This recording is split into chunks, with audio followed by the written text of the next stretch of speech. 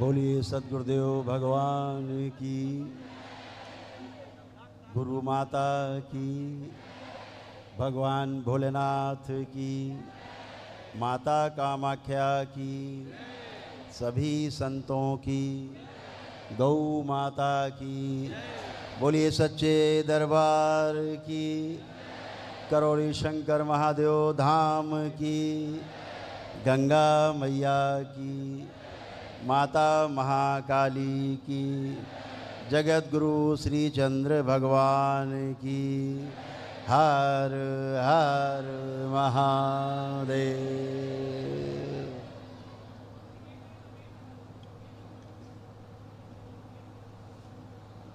दरबार में आप सभी का पुनः बहुत बहुत स्वागत है।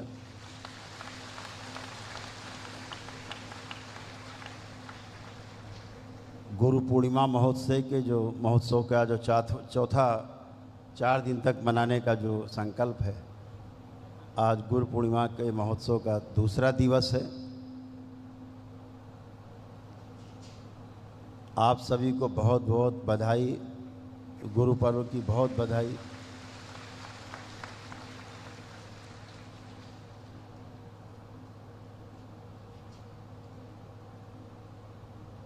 हमारे बीच में कल भी मैंने आपको परिचय कराया था, जिस अखाड़े से हम महामंडलेश्वर अभिषेक हुआ, जिनके द्वारा हुआ,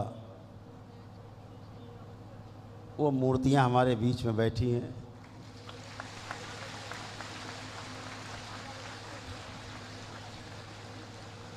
धूनीदास जी महाराज हमारे बीच में नहीं, वो पंजाब में हैं, वो अध्यक्ष अखाड़ा के हमारे श्री पंचायती अखाड़ा नया उदासीन निर्माण, उसके पूजनी मुखिया महंत जी श्री भगत राम जी हमारे बीच में हैं। सभी लोग स्वागत करेंगे। आदरणीय हैं, गुरुतुल्य हैं हमारे बीच में, जो अखाड़ा के हमारे सचिव हैं, महान सचिव हमारे श्री जगतार मुनि जी,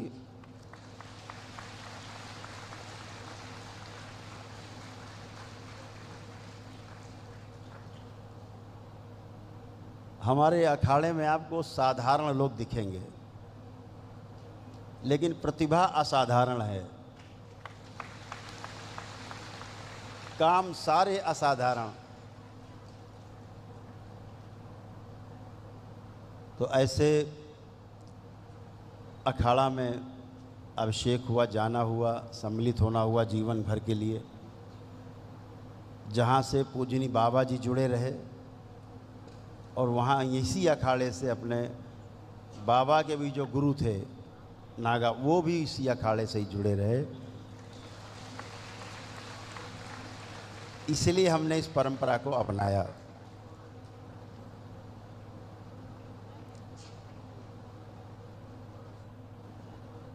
और बाबा का यही कहना है कि आप भी इसी तरह से श्री पंचायती अखाड़ा नया उदासीन निर्माण के आप सभी भक्त हो, शिष्य हो, उसी परंपरा में साथ साथ हो। तो जो भी कभी अब बड़े कार्यक्रम हुआ करेंगे या छोटे छोटे शिविर भी लगेंगे, तो अखाड़ा में भी लगेंगे, ताकि वहाँ से भी आप अच्छी तरह से परिचित होते जाओ और परंपरा को आगे बढ़ने में बल मिले।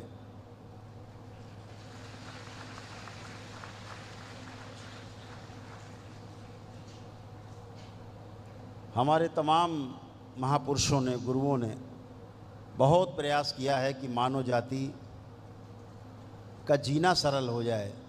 जीना कितना सरल हो, इस पर हमारे ऋषि मुनियों ने बहुत काम किया, बहुत काम किया,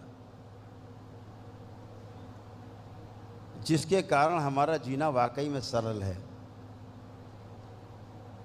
अगर हमारे महापुरुष नहीं होते, उन्होंने दुनिया भर के सुख साधन राजपाट छोड़कर जंगल और पहाड़ों को अपना निवास नहीं बनाया होता, एकांत को, तो आज हम सुखपूर्वक जीने की कला को कभी नहीं जान पाते। उनकी दी हुई तो सभी गुरुओं के प्रति अगाध श्रद्धा को व्यक्त करने का, प्रकट करने का यह गुरु पूर्णिमा जो होती है वो तिथि है कि हम अपने उन गुरुओं को नमन करें, उनसे प्रार्थना संकल्प करें जिन्होंने हमें जीने का रास्ता सिखाया। ये देश ऋषियों महर्षियों का देश है, गुरुओं का देश है। यह देश संस्कारों का देश है। यहाँ संस्कार से ही सब चलता है।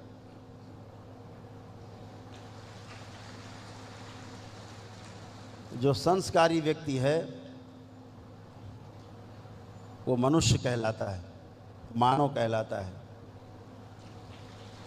जिसके पास संस्कार नहीं है, शरीर चाहे भले मनुष्य का हो लेकिन वो जानवर या राक्षस कहलाता है।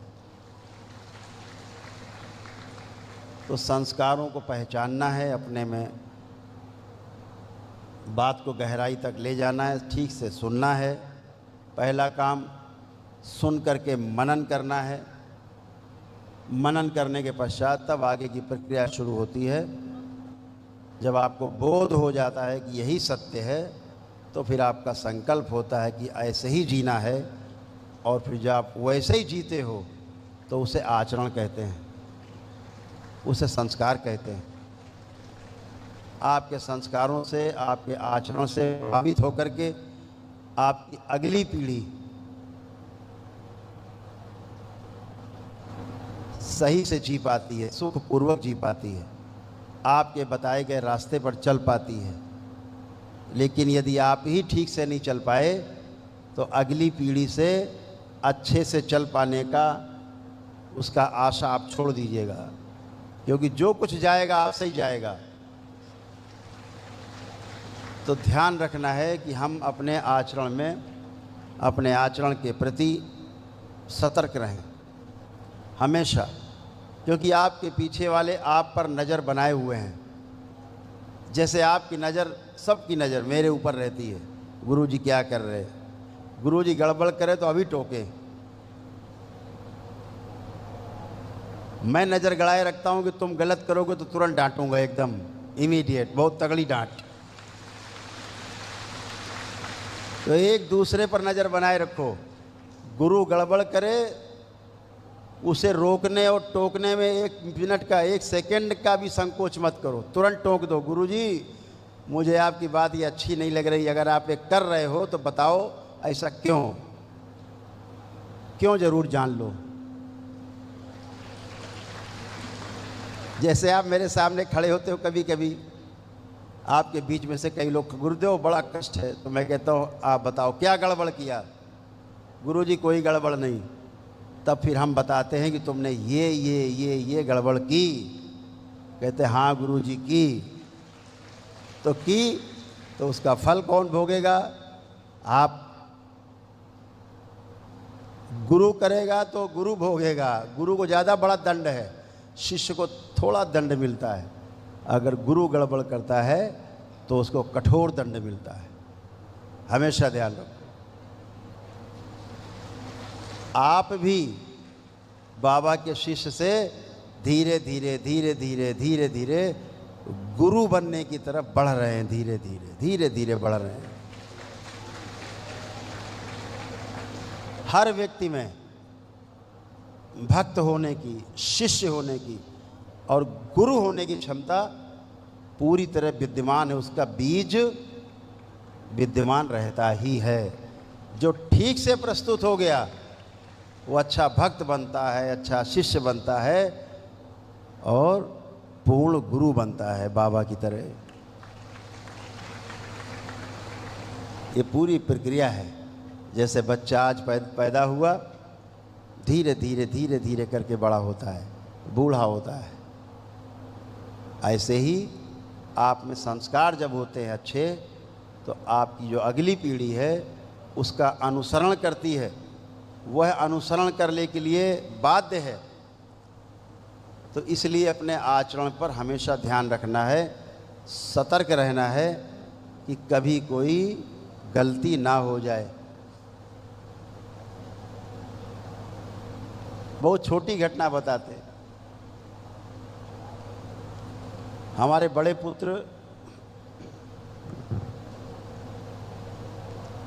जो लौ भैया हैं, वो बहुत छोटे थे, उम्र रही होगी करीब 2 वर्ष। तो हम चारपाई पे उनके साथ कुछ बात कर रहे थे या खेल रहे थे, तब तक धर्मपत्नी जी आई, उन्होंने हमसे कोई बात करनी शुरू की और इसी बीच में फ़ोन की घंटी बज गई। तब मोबाइल फ़ोन होते नहीं थे, वो घनघनाने वाला फ़ोन घर में होता था। तो हमसे कुछ वो बात करना चाह रही थी, तो मैंने कहा कि फ़ोन उठा के कह दो कि अभी बाथरूम, और बाथरूम से निकलेंगे तो बात करेंगे।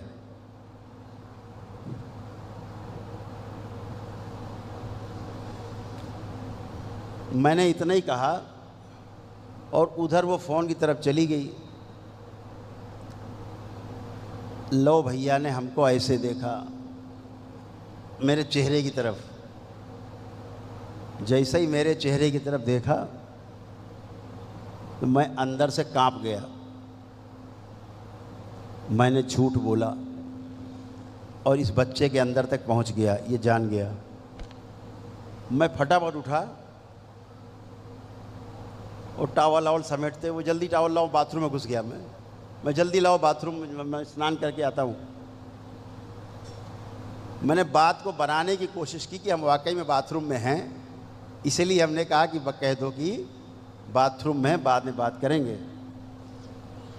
मैं जब निकल के आया नहा धो के और नाश्ता करने बैठा, तो मेरे साथी बैठते थे, वो भी कुछ खाते थे, थोड़ा बहुत खेलते रहते थे, खाते रहते। मैंने कहा खा लो, कुछ खाओ। तो पहला वाक्य था, पापा अभी आप झूठ बोले थे। हमने कहा हाँ, सॉरी, कोई बात नहीं। खाने लग गए, बात ख़त्म हो गई। यहाँ पर अगर बात हम छुपाने की कोशिश करते कि नहीं नहीं मैं झूठ नहीं बोला था, मैं तो नहाने चला गया था, उस छोटे से बच्चे ने आपको पकड़ लिया कि आप झूठ बोल रहे हो। आपने झूठ बोला, आप बाथरूम में नहीं थे, फिर भी आपने कहा कि कह दो बाथरूम में है। छोटी छोटी बातें बच्चे नोटिस करते हैं। आपको लगता है छोटा ये क्या जाने, बच्चा है। अरे बच्चा नहीं है, कभी आपका बाप भी रहा होगा, वो ये भी ध्यान रखो। कभी दादा रहा होगा, परदादा रहा होगा, कभी गुरु रहा होगा, आज आपका बच्चा है।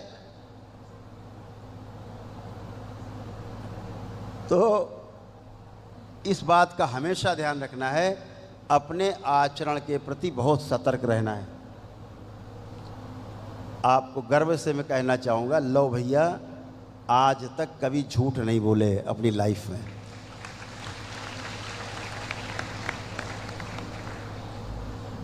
झूठ नहीं बोले।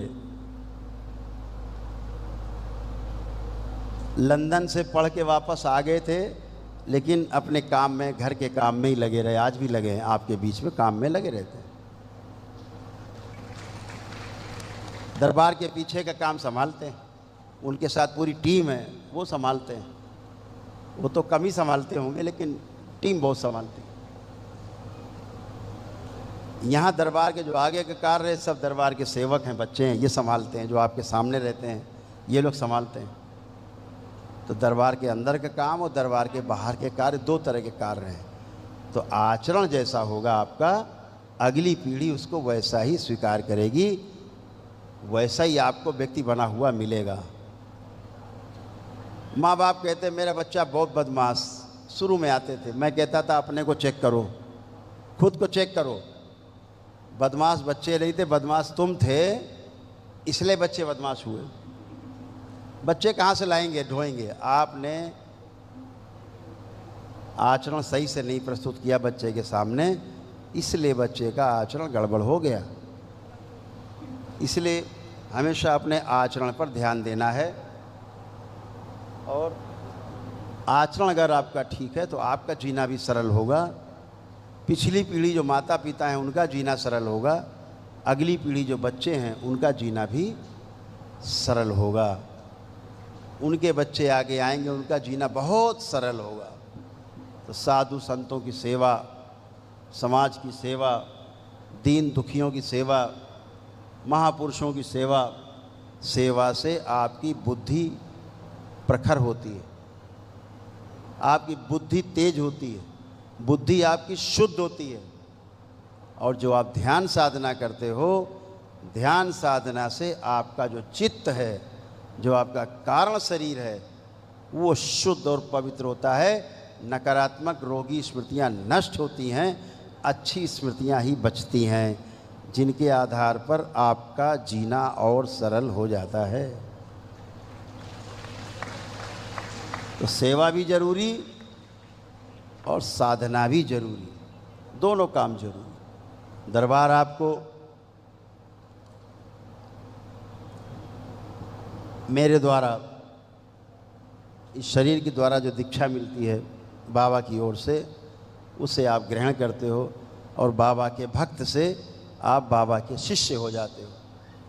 आप जब पहली बार दरबार आए तो कितने कष्टों में थे? हाथ उठाए, कितने लोग कष्ट में थे दरबार जब पहली बार आए? भयानक कष्टों में थे, सब कष्टों में थे। आज बाबा का नाम लेते ही कष्ट किसके छूमंतर हो जाते हैं? सबके हो जाते हैं। माँ का स्मरण किया, बाबा का स्मरण किया, बोला, स्मृति नष्ट गई, आपके कष्ट गए।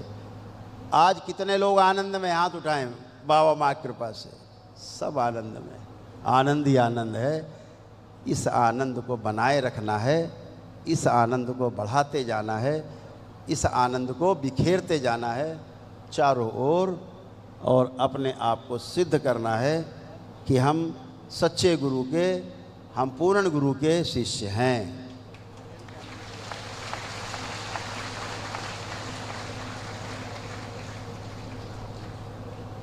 बहुत से लोग प्रश्न उठाते हैं। एक शंकराचार्य महोदय बड़े सम्माननीय हैं, आदरणीय पूज्य संत हैं। वो गृहस्थों को ऐसे देखते जैसे कोई कुत्ता बिल्ली आ गया हो। पूछते हैं, गृहस्थी हो कि सन्यासी हो?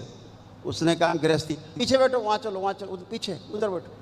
आप सन्यासी यहाँ बैठो।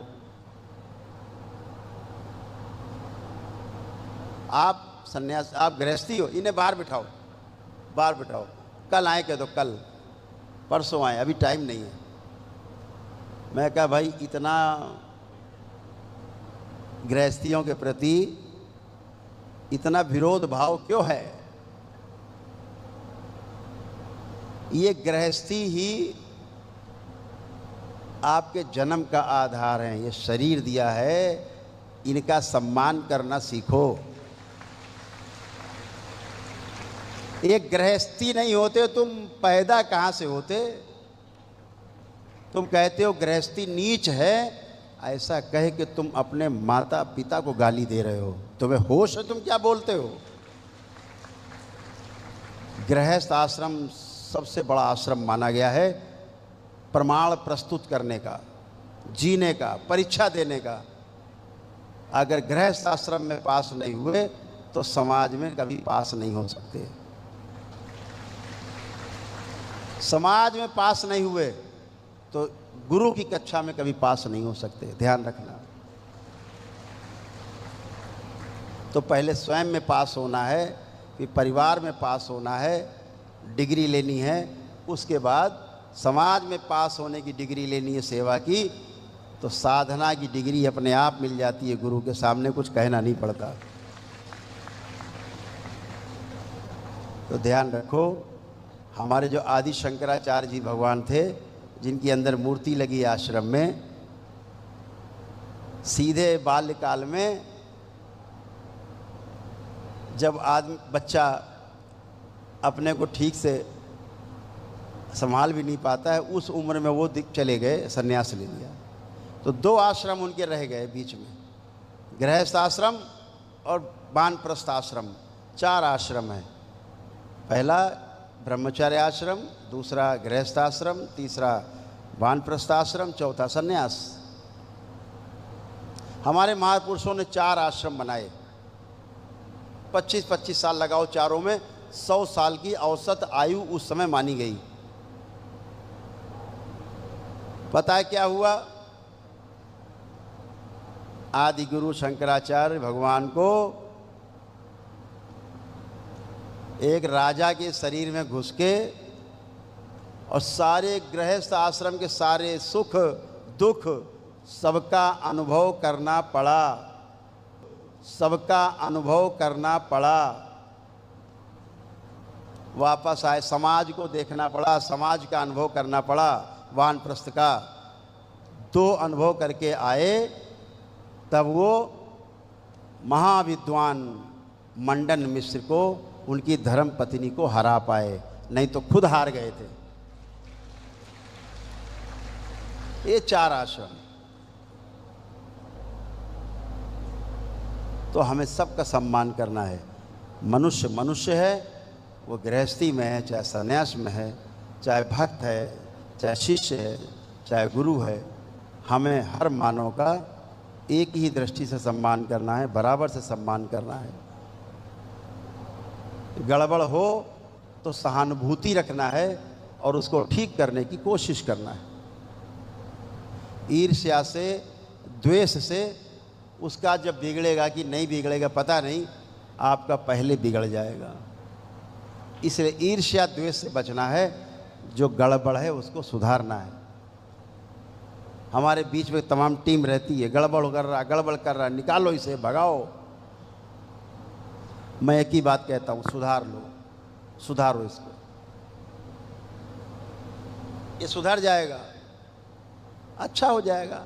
दूसरा आएगा, इसकी क्या गारंटी कि वो भी अच्छा ही होगा। पता लगे आप सुधारते रहे जिंदगी भर सबको, जो है उसी को सुधार लिया जाए, जीना सरल हो जाता है। बच्चे बदमाशी कर रहे हैं, सुधार लिया जाए।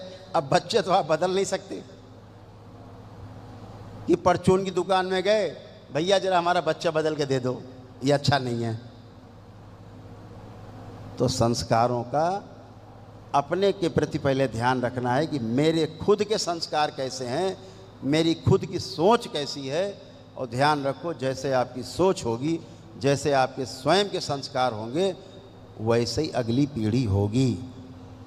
आपका बनाया हुआ संसार होता है, ऊपर से बाहर से कुछ नहीं आता, सब अंदर से ही जाता है। तो अपने प्रति सतर्क रहना है, पीढ़ी अपने आप अच्छी होगी अगली। बाकी दरबार बैठा है, मानोगे तो मानोगे, नहीं ऐसे नहीं तो वैसे मानोगे, मानना तो पड़ेगा।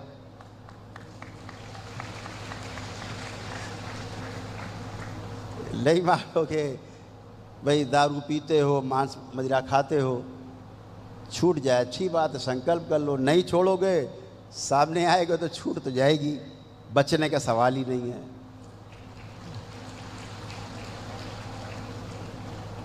कभी कभी मैं देखता हूँ छोड़ने के मामले में, कोई शराब छोड़ना चाहता है, बेचारा संकल्प करता है, छूटता नहीं।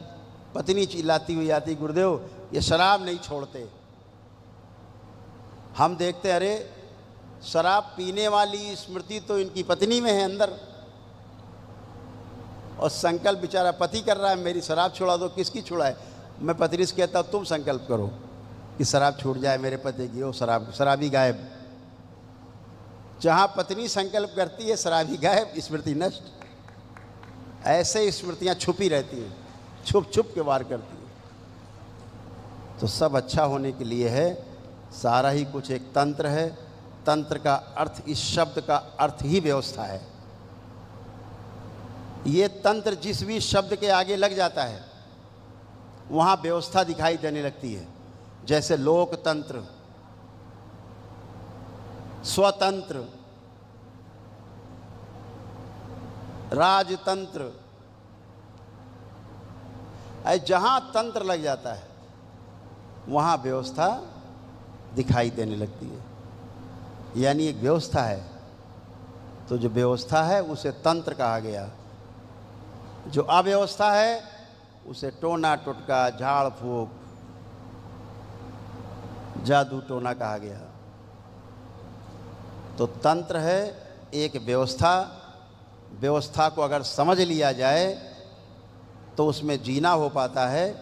और तंत्र के अनुसार हम जी पाते हैं तो उसे सुख निकलता है, और लगातार वैसा जीते रहते हैं तो सुख हमारा निरंतर हो जाता है।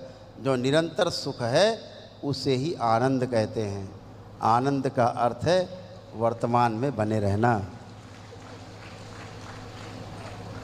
तंत्र व्यवस्था है तो व्यवस्था को समझना है। जब आप व्यवस्था को ठीक से समझ लेंगे, बोध हो जाएगा बुद्धि में, उसका साक्षात्कार हो जाएगा, तो आप वैसा जीना शुरू करते हैं। यही व्यवस्था है।